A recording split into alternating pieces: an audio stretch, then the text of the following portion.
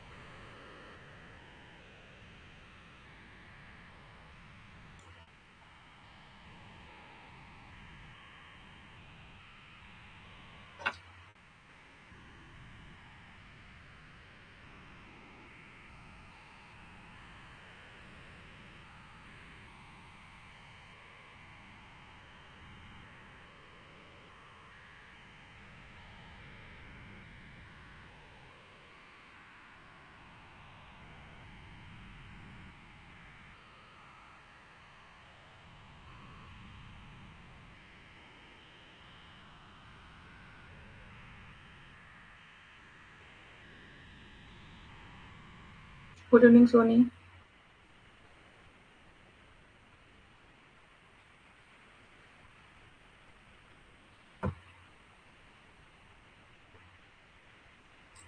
चलिए फिर आज की क्लास हम लोग शुरू करते हैं, ठीक है।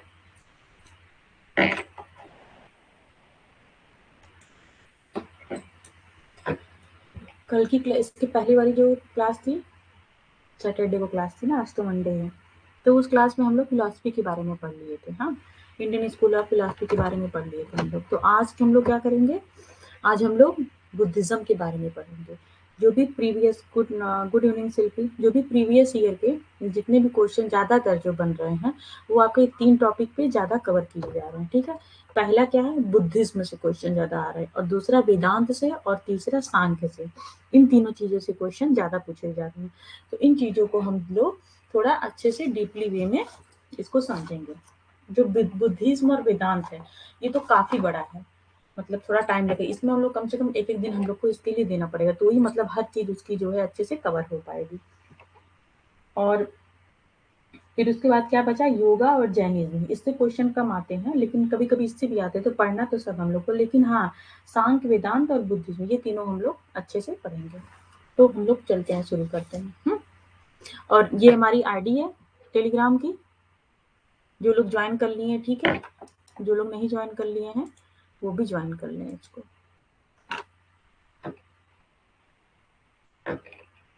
This is my ID.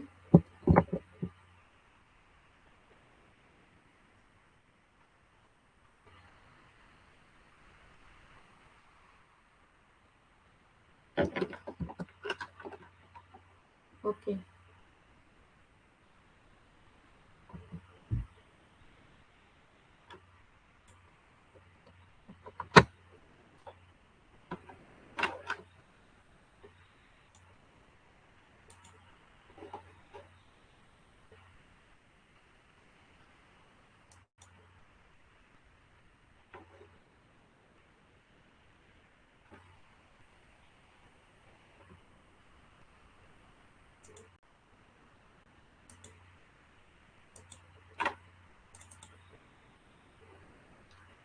शिल्पी आप लोग क्लास में रोज आया करिए, ठीक है।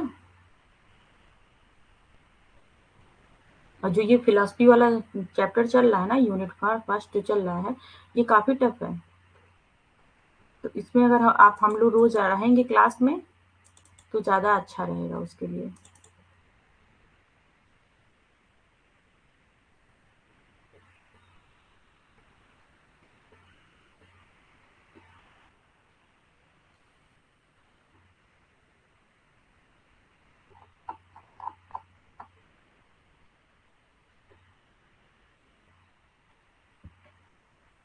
और इसमें ज्यादा ज्यादा चीजें रटने वाली हैं, समझना भी है रटना भी है, पर इसमें कुछ जो टर्मोलॉजी है उसको तो रटना ही पड़ेगा आप लोग को।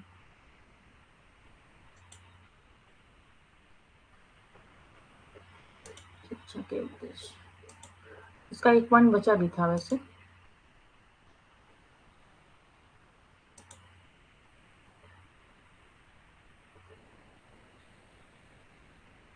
यहीं से बताएं, common system of Indian philosophy, यहाँ ये चीज हम लोग पढ़ लिए थे, फिलोसफी एंड एजुकेशन, ठीक है। इसके बारे में बात करते हैं। तो अलग अलग शिल्पी बताएगा यहीं से कि और कहीं से?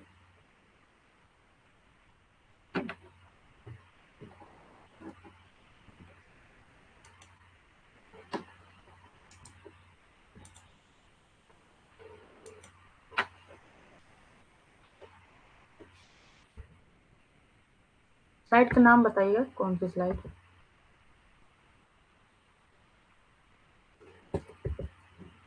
ऑर्थोडॉक्स और हेट्रोडॉक्स, इसके पीछे की ये स्लाइड है। तो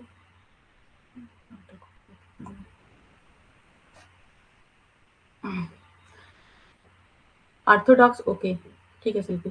ऑर्थोडॉक्स का मतलब क्या हो गया? आस्तिक, जो लोग भगवान पे विश्वास रखते हैं। और हेट्रोडॉक्स का मतलब क्या हो गया? नास्तिक, जो लोग भगवान पे विश्वास नहीं रखते हैं। बस यही है। और नास्तिक में क्या क्या है? हेट्रोडॉक्स में 3 चीजें हैं। एक 9 डिवीजन है, ये वाला 9 जो डिवीजन है, स्कूल्स ऑफ इंडियन फिलोसफी। तो ये बस स्कूल का नाम दिया गया, कौन कौन से स्कूल हैं इंडियन फिलोसफी में, और इसका आप लोग, और ये जो स्कूल है वो किसने दिया है उसको, ठीक है। बस, और उसके बारे में ये आप लोग को याद ही करना पड़ेगा। इसमें न्याय दर्शन किसने दिया है? अक्षपाद गौतम ने दिया। बस यही, बस याद ही करना, इसमें कुछ समझाना नहीं है। और महर्षि कणाद ने, कभी कभी कभी क्वेश्चन आ जाते हैं, वैशेषिक प्रणाली का दिया था। कपिल मुनि ने क्या दिया था? सांख्य दर्शन दिया था।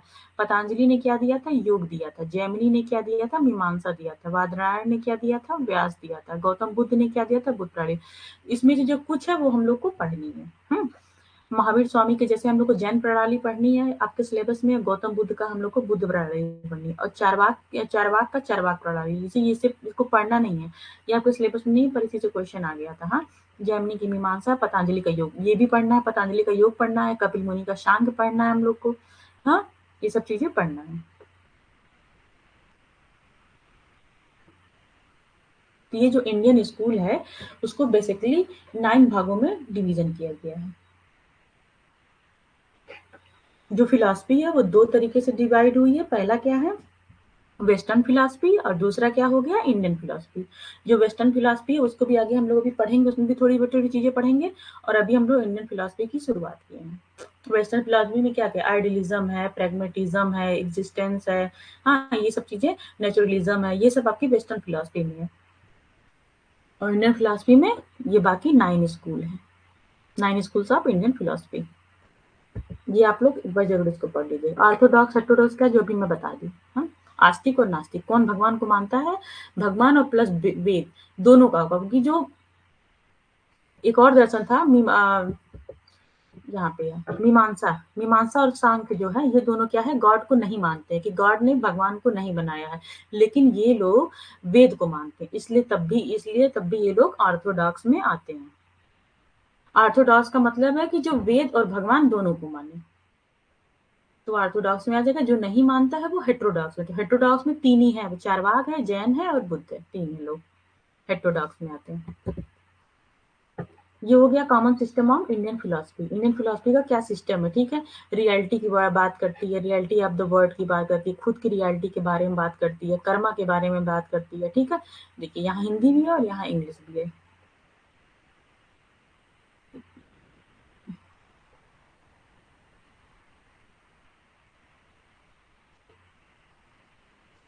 इसका हम आप लोग को वो नोट्स दे दिए हैं, आप सब लोग नोट्स थोड़ा देख लीजिएगा और उसको नोट्स आप बना लीजिएगा, ठीक है।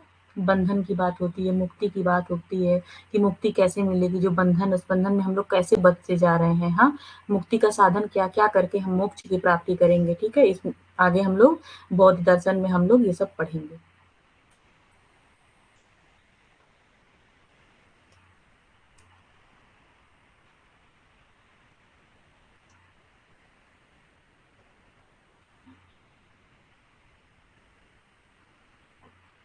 बार बार ही डिस्टर्ब कर रहा है।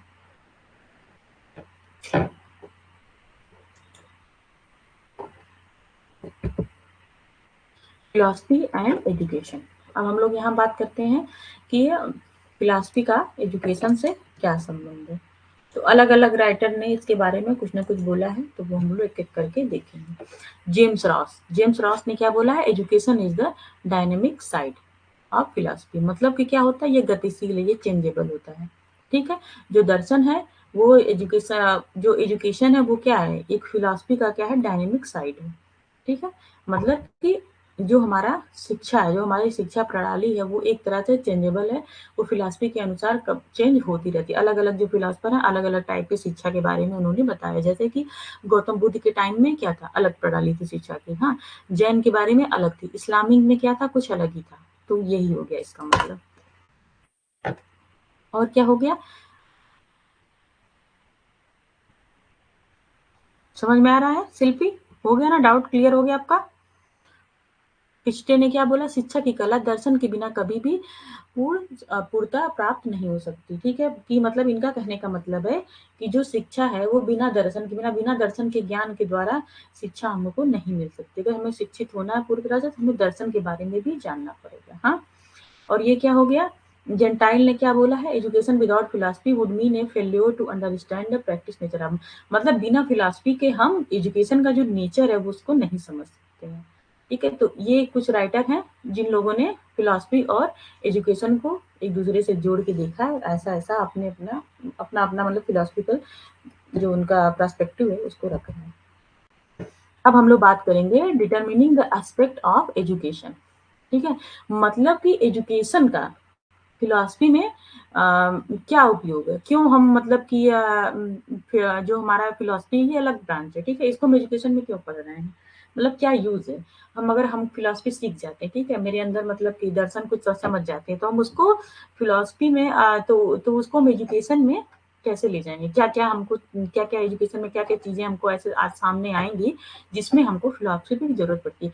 ये चीजें हम करिकुलम डिजाइन के समय हम पढ़ चुके हैं, थोड़ा बहुत उसमें पढ़ चुके हैं, अगर आप लोग को याद है तो। उसमें बेस था ना, सोशियोलॉजिकल बेस था, फिलोसफिकल बेस था, 3 बेस हम लोग पढ़े थे। तो इसमें भी वो चीज़ थोड़ा-सा पढ़ना। वैसे ये सब क्वेश्चन उतना आता नहीं है, लेकिन थोड़ा जानना ज़रूरी है। ज़रूरी नहीं है जो चीज़ आए उसी को जाना जाए। थोड़ा बहुत जो नहीं आ रहा है उसके बारे में थोड़ा बहुत टच में रहना ज़रूरी है। कभी हो सकता आ ही जाए, किसी और एग्ज़ाम में पूछ लिए। हुँ।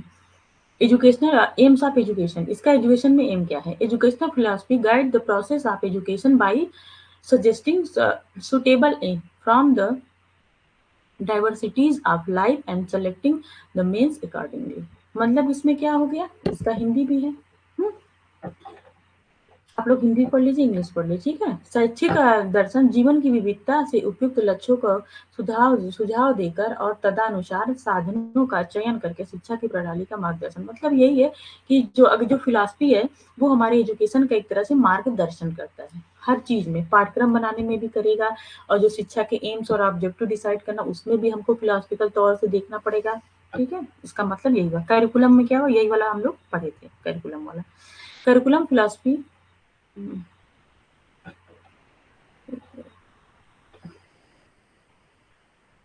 पता नहीं क्या हो जाता है कभी-कभी। Curriculum educational philosophy help curriculum design. ठीक है? करिकुलम डिज़ाइन करते समय या कंस्ट्रक्ट करते समय या डेवलप करते समय कुछ भी बोलिए, उसमें हमको फिलॉसफी की ज़रूरत पड़ती है, क्योंकि बाय फिलॉसफी ही हम जान पाते हैं कि what is the need and interest of the child.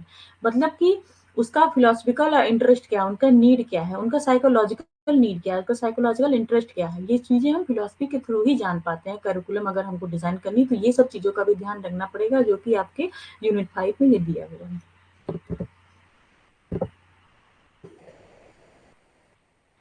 Discipline. Education philosophy also determine the nature and form of discipline, मतलब अलग-अलग डिसिप्लिन है। हाँ, डिसिप्लिन का मतलब समझ गए हैं आप लोग, कितनी बार समझाया है मैंने कि अलग-अलग टाइप के मतलब कि जो कोर्सेज़ चलते हैं, अलग-अलग discipline, science discipline, art discipline, commerce discipline, हाँ, अलग-अलग टाइप के जो कोर्सेज़ हैं। उसको भी हम लोग को जब हम लोग करिकुलम बनाएँगे या फिर उसकी डिसाइड करेंगे, तो उसमें भी फिलॉसफी का यूज़ होता है। ये क्या है? Teacher and student. Teacher and student के लिए फिलॉसफी क्यों ज़रूरी है? देखिए, it is educational philosophy which determine the role and quality of the teacher as well as the student in diversified society. मतलब कि स्टूडेंट और टीचर के लिए भी फिलॉसफी का ज्ञान होना बहुत जरूरी है, क्योंकि इसके द्वारा हम स्टूडेंट की डाइवर्सिटी को जान पाते हैं, अगर टीचर के अंदर वो गुण है, और सोसाइटी की नीड क्या है, ये सब चीज़ों की जानकारी हमको फिलॉसफी से ही मिलती है। एडमिनिस्ट्रेशन।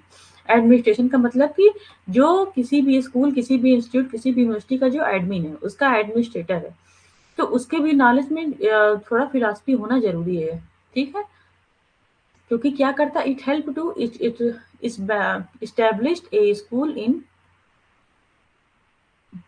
डेमोक्रेटिक, ठीक है? मतलब कि उसको जो स्कूल चलाना है, उसके लिए भी उसको स्कूल का एस्टैब्लिश करना है, उसको चलाना है स्कूल, उसको फंक्शन में ले आना है, तो उसके लिए भी फिलॉसफी का जानकारी होना ज़रूरी है, क्योंकि जो फिलॉसफी की जानकारी होगा, तभी वो किसी चीज़ का पेरेंट्स की नीड क्या है, स्टूडेंट की नीड क्या है, टीचर की नीड क्या है, इन तीनों को ध्यान में रख के वो अपना स्कूल आगे बढ़ा सकता है और अच्छे से अच्छा एक एनवायरनमेंट, अच्छे से अच्छा शिक्षा दे सकता है।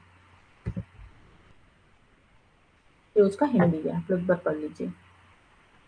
अनुशासन क्या है? शिक्षा दर्शन भी अनुशासन के स्वरूप का निर्धारण करती है। हुँ,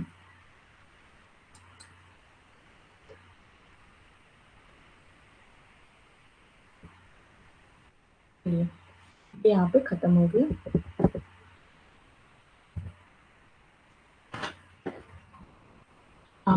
आज हम लोग पढ़ेंगे बुद्ध का, ठीक है? आया समझ में? कौन-कौन है क्लास में? समझ में आ गया? आज हम लोग बुद्ध के बारे में पढ़ेंगे, थोड़ा-सा डीपली पढ़ना है इसको, तो आप सब लोग पढ़ें।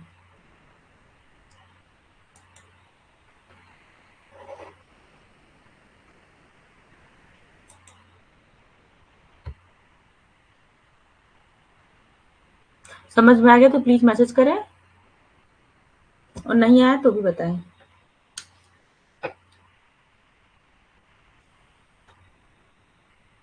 क्लास में जो लोग हैं, वो लोग थोड़ा एक्टिव रहा करें, क्योंकि आप लोग मुझे बताएँगे नहीं तो मुझे पता कैसे चलेगा?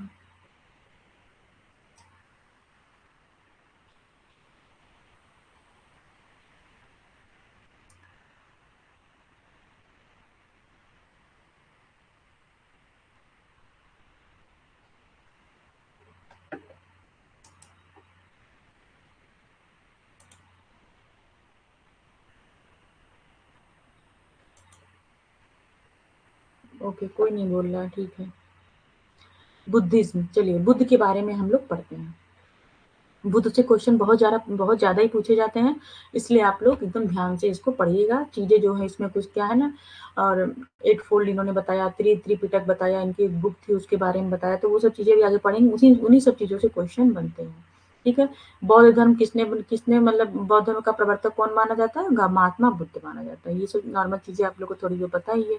हाँ, ये वैदिक काल की हिंसा, पशु बलि, जाति और वर्ग भेद के शोषण के खिलाफ थे। मतलब ये हिंसा को नहीं मानते थे, पशु बलि का विरोध करते, जाति-पाति को इन्होंने मतलब कर दिया था, मतलब पूरी तरह से इग्नोर करने को बोला था। हाँ, वर्ग भेद, क्योंकि जो इन मठों में जो बौद्ध काल में जो शिक्षा होती थी, वो मठों में होती थी। तो जो उसमें शिक्षा होती थी, उसमें क्या होता था? उसमें मतलब किसी भी जाति का, किसी भी वर्ग का जो भी इंसान है, मतलब जो भी बच्चा है, वो जा सकता था और शिक्षा ले सकता था। पर वेदांत के टाइम में ऐसा नहीं था। जो हमारे वर्ण थे वो 4 भागों में विभाजित हो गए थे। तो उस समय वर्ण के हिसाब से शिक्षा दी जाती थी। लेकिन जो बुद्धिज्म था उसमें क्या हुआ, सारे वर्गों को, सारे जातियों को एक साथ शिक्षा दी जाती थी और ये पूरी तरह से अहिंसा के पुजारी थे।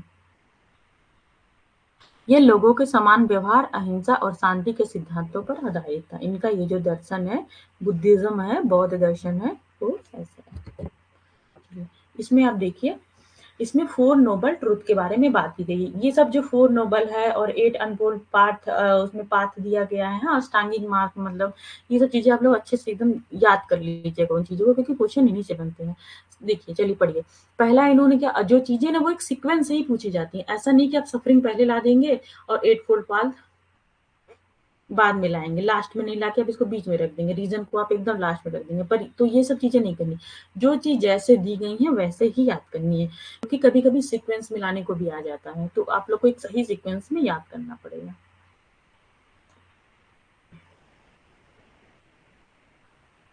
सफरिंग, सफरिंग का मतलब क्या होता है, दुख। सफरिंग, ठीक है। सफरिंग का मतलब हो गया दुख हो गया। और रीजन का मतलब क्या हो गया, दुख का कारण।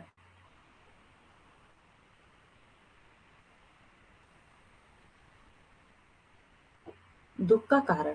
और सोल्यूशन का मतलब क्या हो गया, निवारण।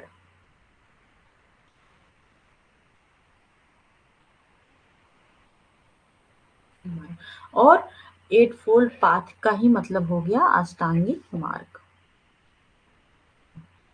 ओके। तो इन्होंने, गौतम बुद्ध ने 4 तरीके के सत्य बताए हैं। हमें मोक्ष की, इनका ओवरऑल क्या है कि मोक्ष की प्राप्ति करना है। हमको मोक्ष की प्राप्ति करने के लिए 4 तरह से ये पथ बताए हैं कि इन्हीं रास्तों पे हमको चलना है। पहला क्या है, सफरिंग। सफरिंग का मतलब है दुख। अगर हमें किसी चीज का दुख हुआ तो फिर उसके बाद क्या आएगा, उसका रीजन, दुख का कोई कारण ही होगा ना। फिर हम उसका क्या करेंगे, सोल्यूशन ढूंढेंगे। और जो सोल्यूशन है उसका बस एक ही सोल्यूशन है कि जो अष्टांगिक मार्ग है, बौद्ध धर्म। हम जो भी बात करेंगे आप बौद्ध धर्म को सोच के ही सोचिए, मतलब दिमाग में अपने डालिए। पहले क्या आएगा, पहले दुख आएगा। जैसे कि मेरे पास कोई भी दुख आ गया, हाँ, क्या दुख लिया जाए, हम लोग किसी भी टाइप का आप दुख ले लीजिए। हाँ, आपका आपका कोई इमोशनल, कोई भी घर की कोई प्रॉब्लम, इमोशनल प्रॉब्लम कुछ भी है, आपका कोई दुख है, ठीक है। आप कोई परेशानी हो रही है, इमोशंस आपके ठीक से नहीं काम कर रहे हैं, तो उसका कुछ ना कुछ कारण होगा कि किसी वजह से वो आपको दुख आ रहा है और उसका कुछ ना कुछ सोल्यूशन होगा। तो क्या सोल्यूशन है उसका, उसका सोल्यूशन ही है अष्टांगिक मार्ग।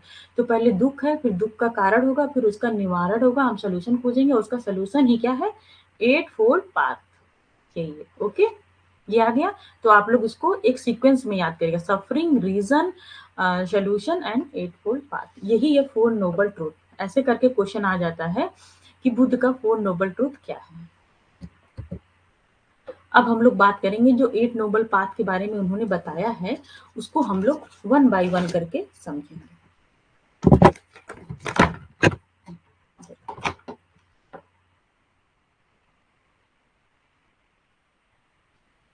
चलिए, पहला क्या है, राइट इनसाइट। मतलब इसका मतलब क्या होता है, इसका मतलब होता है सम्यक दृष्टि। जितने भी आपको अनफोल्ड ये नाइट, अरे 8 नोबल पाथ मिलेंगे, सब में आपको सम्यक सम्यक देखने को मिलेंगे। सम्यक का मतलब होता है कि सही, सही दृष्टि।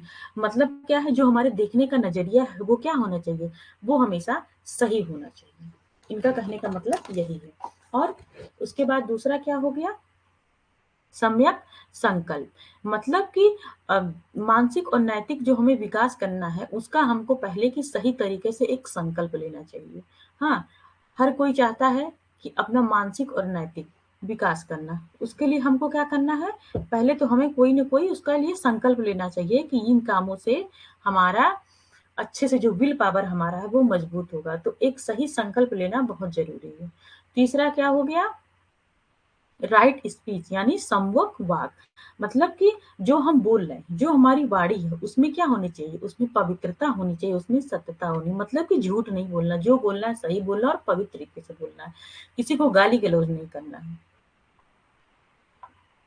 और फिर क्या हो गया, राइट डीड्स। मतलब कि क्या हो गया, सम्यक कर्मांत। मतलब कि इसका मतलब हो गया कि कोई भी ऐसा काम न करे जो दूसरों के लिए हानिकारक हो। हाँ, कोई भी हानिकारक काम करने से हमको बचना है, अकॉर्डिंग टू गौतम बुद्ध। तीसरा क्या हो गया, राइट वोकेशन, मतलब कि सम्यक आजीव, मतलब कि गलत तरीके से हमको कभी भी आजीविका प्राप्त नहीं करनी। अगर हमें जीवन बिताने के लिए आजीविका तो बहुत जरूरी है, तो जो धन हम ले रहे हैं, कहीं से भी ले रहे हैं, तो वो गलत तरीके से धन हम नहीं लेंगे, अच्छे से मेहनत करके ही वो धन कमाएंगे। तो ये हो गया राइट वोकेशन। 6 वाला क्या है, राइट एक्सरसाइज। ठीक है, इसमें एक्सरसाइज का मतलब है कि मानसिक और शारीरिक व्यायाम से है। ठीक है, तो हमारा शारीरिक व्यायाम क्या हो गया, योग हो गया, और मानसिक व्यायाम क्या हो गया, सही विचार। हम जब सही विचार अपने दिमाग में लाएंगे तो उन्हीं को बोला गया है इसमें मानसिक व्यायाम। मतलब कि हमेशा हमको मानसिक व्यायाम क्या करना है, मतलब कि हमेशा हमको अच्छा सोचना, राइट वे में सोचना, पॉजिटिव वे में सोचना, किसी का मतलब किसी का उसमें बुरा नहीं सोचना है। योग, और इसमें योग का मतलब योग के बारे में भी दिया गया है कि मतलब हम लोग को शरीर के स्वस्थ रखने के लिए योग करना है और दिमाग को स्वस्थ रखने के अच्छे विचार को लाने। ये हो गया राइट एक्सरसाइज।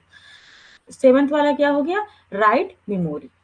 मेमोरी का मतलब हो गया मतलब कि सम्यक स्मृति, मतलब कि आत्मज्ञान की अनुभूति करना है। क्योंकि जो दुनिया में सब कुछ है ना, इनके अकॉर्डिंग क्या सुनिए, दुनिया में सब कुछ अस्थाई है, कोई भी चीज अस्थाई नहीं है। मतलब कि जैसे इन्होंने, जो आपको पता ही होगा कि जब ये लोग घर से निकले तो क्या देखे, बूढ़ा व्यक्ति देखे, किसी को क्या नाम है, रोग हुआ है, मतलब कोई अगर बूढ़ा व्यक्ति है तो कभी ना कभी वो जवान रहा होगा ना, तो मतलब कोई चीज अस्थाई नहीं है। रोग का क्या है, एक लोग को आगे चल के देखे तो कोई बहुत रोगी था, तो उसको परेशानी थी, वो रो रहा था अपना, उसको रोग के कारण परेशानी, तो वही है कि ऐसा नहीं है कि आज उसको रोग हो तो उसको जिंदगी भर से रोग रहा हो, तो वो थोड़े दिन का है, उसको आगे चल के सही हो सकता है।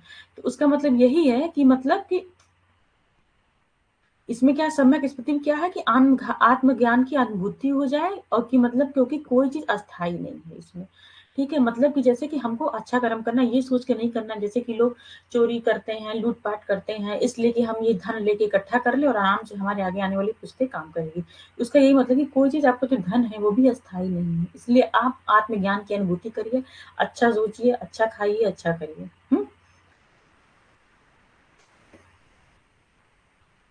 लास्ट वाला क्या हो गया, राइट मेडिटेशन, मतलब कि सम्यक समाधि। सम्यक समाधि का मतलब क्या है कि ध्यान, कि ये ध्यान की वो अवस्था है जिसमें मन और मन की जो मन जो हमारा है वो पूरी तरह से स्थिर हो जाता है, मतलब कि इसकी चंचलता जो है वो समाप्त हो जाती है। उसको क्या बोलते हैं, मेडिटेशन, मतलब कि ध्यान लगाना। ध्यान लगाना आप सब लोग जानते हैं, जब हम लोग मेडिटेशन करते हैं क्या करते हैं, किसी एक जगह पे हम लोग वो मतलब कोई एक बिंदु लेके हम लोग उस पे ध्यान लगाते हैं। मतलब इससे क्या होता है, इससे होता है कि हमारी जो चंचलता, जो हमारा दिमाग, अभी हम पढ़ा रहे हैं तो मेरा दिमाग एक दो जगह जा रहा है, हाँ आप पढ़ रहे हैं आपका भी जा रहा होगा, तो ये जो मन की जो चंचलता है, इससे ये चीज खत्म होती है, जो कि बहुत जरूरी है।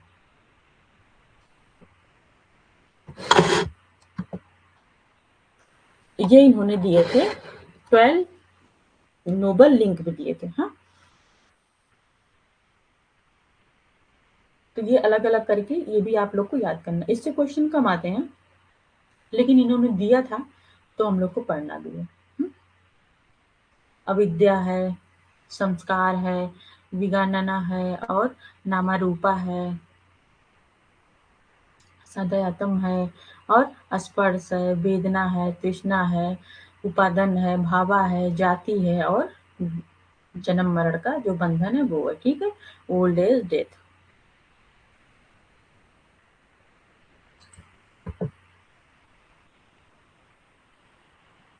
चलिए, अब हम लोग बात करेंगे त्रिरत्न के बारे में। हाँ, गौतम बुद्ध ने 3 रत्नों के बारे में बताया, जैसा कि आप सब लोग को पता होगा, ये बहुत ही मतलब फेमस है। हाँ, बोलते हैं ना, बुद्धम शरण गच्छामि, हाँ, धम्मम शरण गच्छामि, संगम शरण गच्छामि, मतलब कि बुद्ध के शरण में जाइए, संघ के शरण में जाइए, और धम्म के शरण में जाइए। 3 रत्न बताए हैं गौतम बुद्ध ने। तो अगर त्रिरत्न से क्वेश्चन आ गया तो यही तीनों आपको बताना पड़ेगा।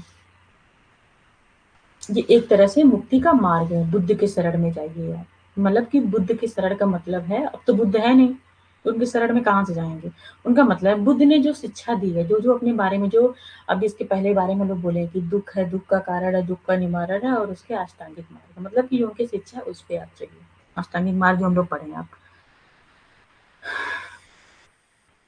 ये हो गया बुद्ध के बारे में, ठीक है ना? कि बुद्ध त्रिरत्न जो है इसके, कि बुद्ध के शरण में जाइए, मतलब कि जो बुद्ध की जो नॉलेज है उस जो उन्होंने दिया है उस पे, उस रास्ते पे चलिए। दूसरा क्या? संग, संग को अपनाइए, संग के जो विचार हैं उसको अपनाइए और उसके रास्ते पे चलिए। और धम्म का जो है उसके रास्ते पे आप लोग चलिए।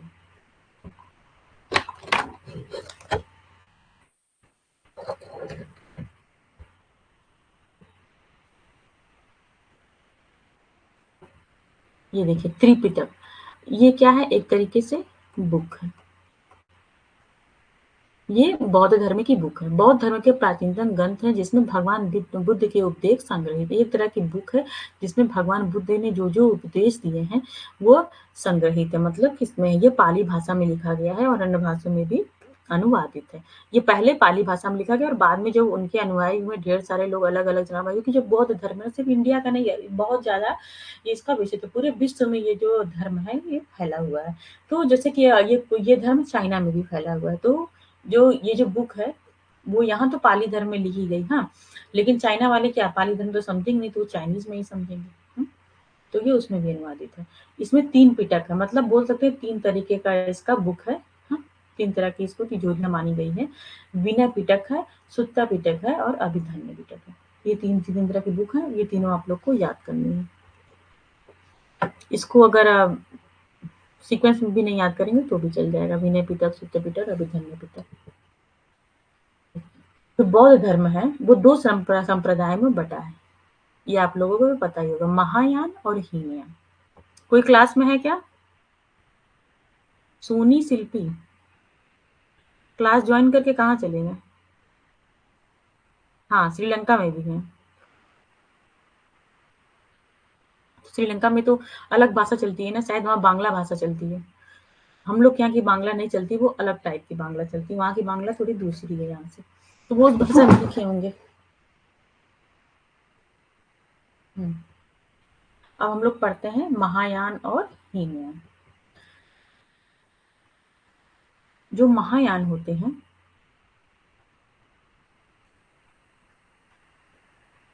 कौन सी भाषा चलती है शिल्पी वहाँ पे? मेरे फादर अभी थोड़े दिन पहले ही गए थे श्रीलंका। तो उन्होंने मुझे यही बताया कि वहाँ पे बांग्ला चलती है, लेकिन उनकी बांग्ला थोड़ी अलग है यहाँ से। मिलती-जुलती यहीं से है, लेकिन एकदम नहीं है। Okay, okay. हो सकता है कुछ रीजन में चलता हो, जहाँ वो गए थे। ओके, ठीक है। आप लोग को जानना होगा तो एक बार गूगल भी कर लीजिएगा। हाँ, मुझे कन्फर्म नहीं है उतना। एक होता है महायान, दूसरा होता है हीनयान। चलिए तो एक-एक करके पढ़ते हैं कि महायान और हीनयान में क्या-क्या है। जो महायान होते हैं वो believe that Buddha will be born again. Mahayana जो होते हैं वो इसमें विश्वास करते हैं कि बुद्धा फिर आएंगे, दोबारा जन्म लेंगे। और जो हीनयान है, Buddha will never be born, वो बोलते हैं कि जो बुद्धा है वो कभी भी, मतलब रीबर्थ में ये विश्वास नहीं करते हैं। और ये क्या होते हैं? ये रीबर्थ में विश्वास करते हैं। ये रीबर्थ में विश्वास करते हैं और ये नहीं करते हैं। हाँ, एक आप लोगों ने सुना होगा बुद्धि सत्ता।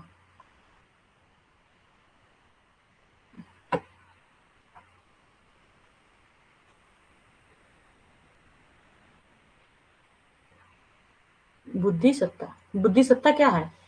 ये महात्मा बुद्ध के अवतार हैं। महात्मा बुद्ध का जो अवतार है उसको बोला जाता है बुद्धि सत्ता।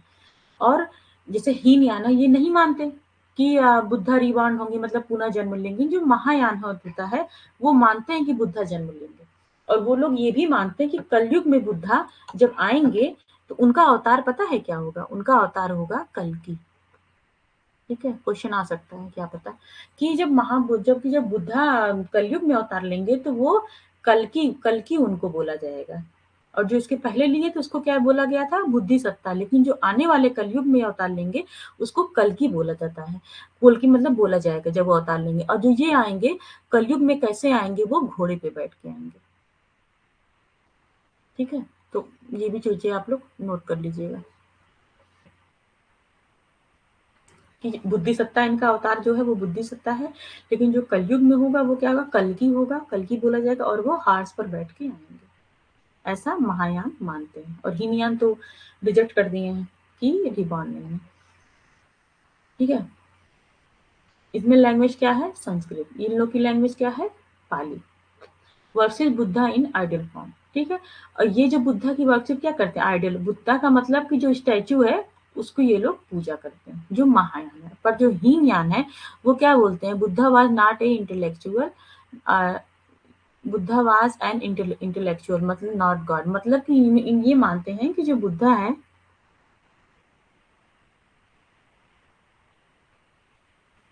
अच्छा पर शिल्पी मुझे पता नहीं है तो इसलिए मैं बता नहीं सकती कि राम और बुद्धा एक ही वंश के हैं, ये मुझे पता नहीं। ये चीजें ऐसा मैंने कहीं पढ़ा नहीं है।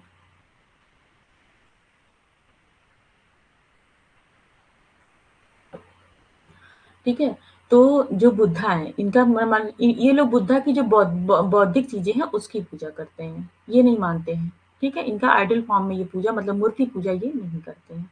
कंसीडर्ड ग्रेट व्हीकल, ये क्या कंसिडर करते हैं, मतलब एक जो नाव है, इसमें एक नाव से इसकी तुलना की गई है, बड़ी नाव, इसका क्या करते हैं, जो जीवन है वो क्या है, एक छोटी नाव है। ठीक है, यही हो गया कंसीडर ग्रेट व्हीकल, मतलब कि जो हमारा भवसागर है और ऊपर जो समुद्र समुद्र है उसमें हमारा जो सोल है वो क्या है, एक बड़ी नाव है इसमें, ये ऐसे करते हैं। और इनका क्या है कि वो क्या है, वो छोटी नाव है। जरूरी नहीं है कि जो वीडियो यूट्यूब पे बनती है वो सही ही हो, ये भी बात है।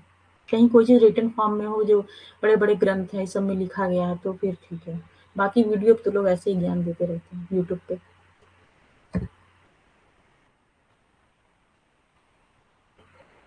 कुछ इनकी टर्मोलॉजी है तो ये भी पढ़ते हैं। ठीक है, no existence of soul and God,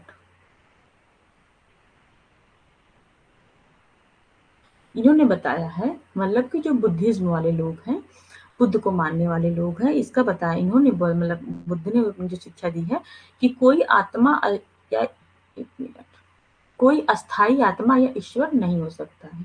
बौद्ध दर्शन में ईश्वर का स्थान कर्म और सार्वभौमिक सिद्धांत पर लिया। जो बौद्ध धर्म है वो आत्मा और ईश्वर को नहीं मानता है, वो क्या मानता है, ओवरऑल किसको मानता है, डॉक्ट्राइन ऑफ कर्मा, मतलब कि कर्म की प्रधानता होती है।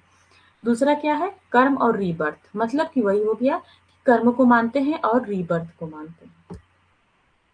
इनका ये हो गया कि जो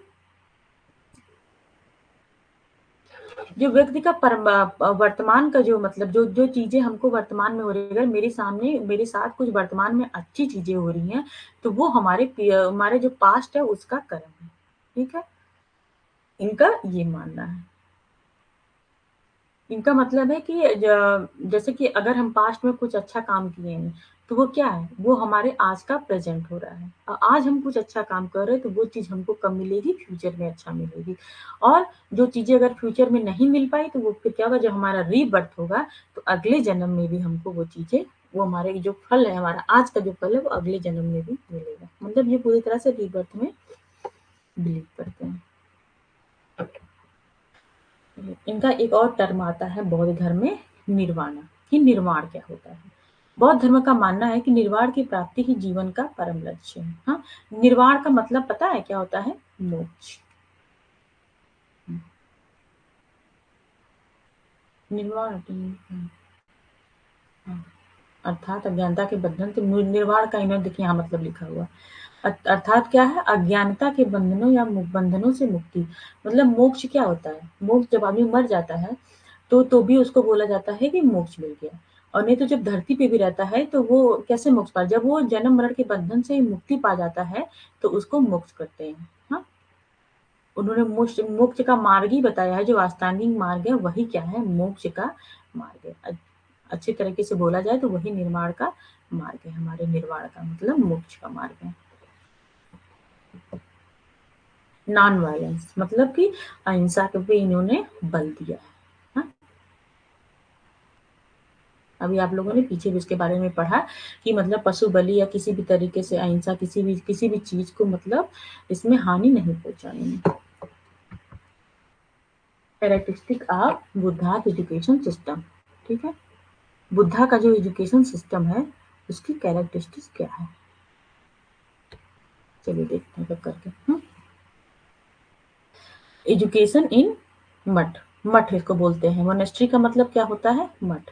जो बौद्ध धर्म में शिक्षा दी जाती थी वो किसमें दी जाती थी, वो मठों में दी जाती थी। इसमें दो तरीके के संस्कार होते थे, प्रवज्जा होती है और क्या होता है, उपसंपदा। प्रवज्जा ठीक है, बताइए प्रवज्जा कितने साल में होती थी और उपसंपदा कब होती थी, दोनों से क्या मतलब है, पता है किसी को, क्योंकि ये क्वेश्चन बहुत पढ़े होंगे आप लोग।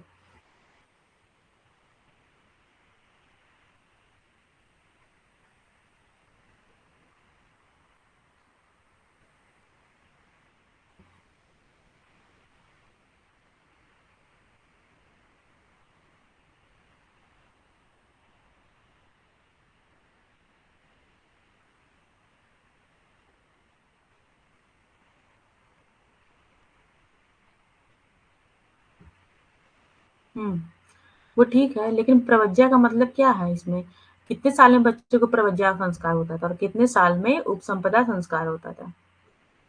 जो प्रवज्जा संस्कार है उसका मतलब है, मैंने इसका मीनिंग पूछा कि इसका मतलब क्या है। जो प्रवज्जा होती है वो जब बच्चा 8 ईयर का हो जाता है तो कौन संस्कार होता है, प्रवज्जा संस्कार। मतलब कि जब 8 साल का बच्चा हो जाएगा तो वो मठ में जाएगा शिक्षा लेने।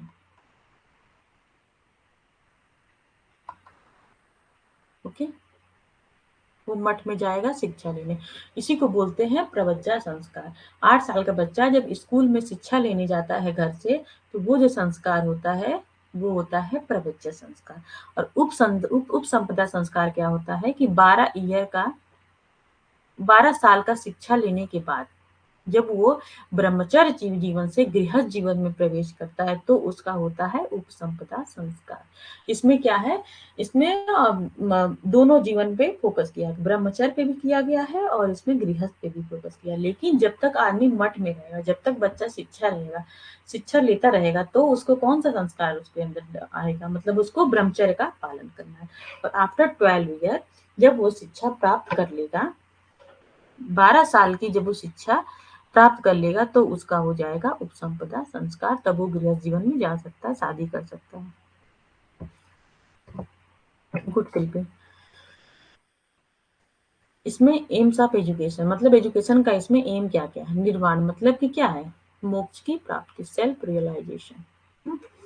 डेवलपमेंट ऑफ पर्सनालिटी, पर्सनालिटी का डेवलपमेंट करना, फिजिकल और इंटेलेक्चुअल मतलब कि शारीरिक और बौद्धिक विकास करना, रिलीजियस एंड स्पिरिचुअल डेवलपमेंट करना। हाँ, और क्या, और एक इसमें इसमें एक और चीज था, स्प्रेड ऑफ कल्चर। जो इस ये वाला जो था, जो बुद्धिज्म था, इसमें ये बहुत ज्यादा देखने को मिला है।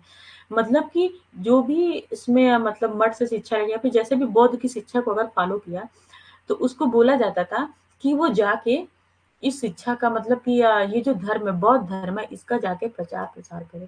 जैसे कि इसका क्या था, अशोका, अशोका बहुत बड़े बुद्धिस्ट माने जाते हैं। इन्होंने अपने बच्चों को भेज के बाहर के देशों में, वेस्टर्न कंट्री में जाके जाके इसका प्रचार कराया। और डेवलपमेंट ऑफ एटीट्यूड और नॉन वायलेंस मतलब कि अहिंसा का खात्मा करना, ये सब उनकी शिक्षा से हमको मिलता है। इसमें कैरिकुलम मतलब बौद्ध धर्म में क्या कैरिकुलम था, बच्चों को पढ़ाया क्या था, डाइंग करना मतलब रंगना होना। हाँ, पूरी तरीके से इनका ये था कि रोजगार परक शिक्षा, क्योंकि जब भी कोई ब्रह्मचर्य से मतलब शिक्षा ले रहा है तो ब्रह्मचर्य फॉलो कर रहा है। जब गृहस्थ में जाएगा तो उसको आजीविका चलाने के लिए उसको पैसे की जरूरत होगी ना, तो उसको ऐसी शिक्षा दी जाती थी कि जब वो आगे जाए, जब वो पढ़ के मतलब पास करके निकल जाए, तो उसको ऐसी शिक्षा दी जाए कि वो अपनी आजीविका चला सके। तो उसके लिए क्या था, उसको प्रिंटिंग की भी शिक्षा दी जाती थी, एग्रीकल्चर की शिक्षा दी गई, कॉमर्स की दी या अकाउंटेंसी की शिक्षा दी, हाँ, कॉटेज इंडस्ट्री की लिए शिक्षा दी गई। अलग अलग टाइप की शिक्षा मठों में दी जाती थी ताकि वो अपनी आजीविका बच्चा चला सके। और क्या क्या सिखाया जाता था, योगा सिखाया जाता था, तंत्र सिखाया जाता था, आयुर्वेद के बारे में सिखाया जाता था, वेदांत के बारे में सिखाया जाता था। हाँ, ये सब चीजों के बारे में उसमें सिखाया जाता था बौद्ध धर्म में। अब देखते हैं मेथड ऑफ टीचिंग की। बौद्ध धर्म में जो शिक्षा दी जाती थी वो किस मेथड से दी जाती थी। तो ये हो गया मेथड ऑफ द टीचिंग। इसमें कैसी कैसी टीचिंग जाती थी। ओरल टीचिंग दी जाती थी। हाँ, मतलब कि जो गुरु होते थे वो ऐसे ओरल तरीके से, मतलब जैसे अभी हम बता रहे हैं इस तरह से टीचिंग देते थे। डिस्कशन, मतलब कि डिस्कशन भी होता था कभी कभी कि बच्चे और के जो भी डाउट्स हैं, चाहे जो चीज भी पूछना है, हाँ, तो टीचर और स्टूडेंट में डिस्कशन भी होता था। टूर, कुछ चीजों को मतलब बताने के लिए, घुमाने के लिए लोग ले जाते थे। टूर्स वगैरह, कॉन्फ्रेंस वगैरह भी होता था। इन्हीं के समय में बौद्ध समितियां हुई। हाँ, बहुत सारी बौद्ध समितियां हुई थी, तो कॉन्फ्रेंस की शुरुआत इन्हीं से हुई थी। और मेडिटेशन, मतलब कि ध्यान भी लगाया जाता था। और इसमें एक आता है वुमन एजुकेशन। वुमन एजुकेशन क्या था कि पहले जो बौद्ध धर्म था, पहले उसमें वुमन एजुकेशन नहीं था। बाद में वुमन एजुकेशन इसमें जोड़ा गया था। तो इसको हम लोग देखते हैं। बौद्ध काल के दौरान महिला शिक्षा अपने सबसे निचले स्तर पे थी। क्योंकि महिला लोग इस अर्थ में तिरस्कृत थी और भगवान बुद्ध ने उन्हें भी बुराइयों का स्रोत माना गया था। मतलब उनका मतलब ये था कि अगर महिलाएं उसमें मठों में आ जाएंगी तो मतलब कि जो होता है ना, व्यभिचार वगैरह होता है, वो सब शुरू हो जाएगा। जब तक आदमी रहेंगे वो सही से काम करेंगे, महिलाओं के साथ जुड़ने के बाद तो गलत चीजें जो होती हैं समाज में वो सब चीजें शुरू हो जाएंगी। इसलिए इन्होंने पूरी तरह से जो वुमेन्स को मठों में आने से जैसे होता है ना, प्रवेश में निरोध कर दिया था, मतलब नहीं आना है। लेकिन कुछ समय के बाद इनके जो शिष्य थे आनंद, इसको आप लोग सब लोग पढ़े होंगे, जो आनंद इनके शिष्य थे, उन्होंने आग्रह करने पर बौद्ध ने अपनी आग्रह करने के कारण बौद्ध ने अपनी सौतेली माँ के साथ लगभग 500 महिलाओं को शिक्षा देने के लिए अनुमति दे दी थी। लेकिन फिर उसके बाद ही जब महिलाएं आई तो ही उसके बाद इनके यहाँ जो इनके मठों में मतलब हो सकता है जो भी कहें कि मतलब मेल फीमेल का मतलब अट्रैक्शन होना और भी चीजें मठों में होने लगी। उसके बाद ही जो ये इनका जो इसमें इसका जो मतलब शिक्षा जो इसमें जो आई वुमेन्स लोग आई, उसके बाद ही माना जाता है कि जो इनका शिक्षा हुआ, मतलब मठ हुआ, उसका थोड़ा सा मतलब अच्छा इफेक्ट फिर नहीं पड़ा समाज के ऊपर। पूरी तरह से मतलब एक तरह से बोलिए कि थोड़ा डिस्ट्रॉय हो गया था वो चीजें। तो आज की क्लास यहीं खत्म होती है।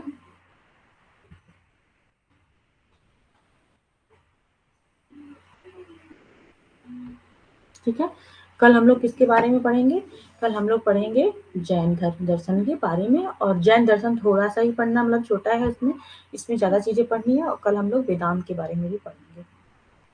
वेदांत तो एक दिन में कंप्लीट नहीं होगा, तो जैन थोड़ा कल पढ़ेंगे, उसके बाद थोड़ा वेदांत पढ़ेंगे, और वेदांत एक दिन और पढ़ना पड़ेगा।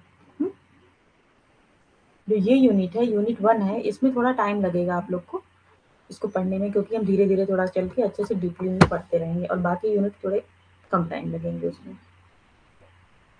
हो गया, समझ में आ गया सबको? आज की क्लास एंड की जाती है यहीं पे। मैसेज करिए, कोई भी अगर डाउट्स है तो मैं बताऊं फिर से।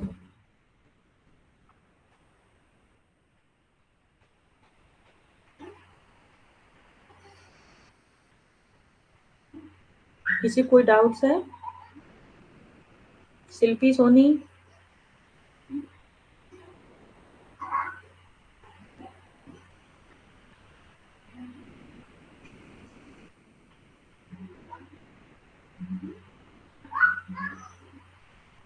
ओके, वेलकम शिल्पी। जो एक एक दिन पढ़ा रहे हैं वो एक एक चीज आप लोग अच्छे से पढ़ते जाइए, उसका नोट्स बनाते जाइए, तो आप लोग को आराम रहेगा। अगर चीजें रोक देंगे कि 2 दिन 3 दिन की चीजें एक दिन पढ़ लेंगे तो फिर नहीं हो पाएगा, मजा नहीं आएगा, फिर भूल जाती हैं चीजें। इसलिए 1 घंटे की क्लास है, और लीजिए आप लोग। और परसों से, आज कितनी है? आज तो 3 है ना, परसों से 5 को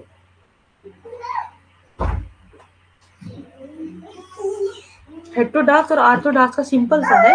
उसमें 3 चीजें आप बस याद करिए, ठीक है? हेट्रोडॉक्स को सिर्फ याद करिए। जैसे कि अभी बुद्ध और जैन, ये हम पहले पढ़े थे ना। तो बुद्ध और जैन, ये दोनों क्या है? ये दोनों हेट्रोडॉक्स हैं। और इसमें एक और ऐड कर लीजिए, चारवाक। इसको आप डाल सकते हैं जेसीबी। जेसीबी से क्या हो गया? जो हेट्रोडॉक्स है वो जेसीबी है। हाँ, कर देंगे आज वाला। हेट्रोडॉक्स है वो जेसीबी है। और जो बाकी बचे वो क्या है, ऑर्थोडॉक्स है। ये ट्रिक लगा सकते हैं इसमें। J for Jain, C for Charvaka, B for Buddhism. अच्छा लगा ट्रिक? जेसीबी, ये तो नहीं भूलेगा। परसों से क्लास हम लेंगे 10 से 11, 10 से 11 AM।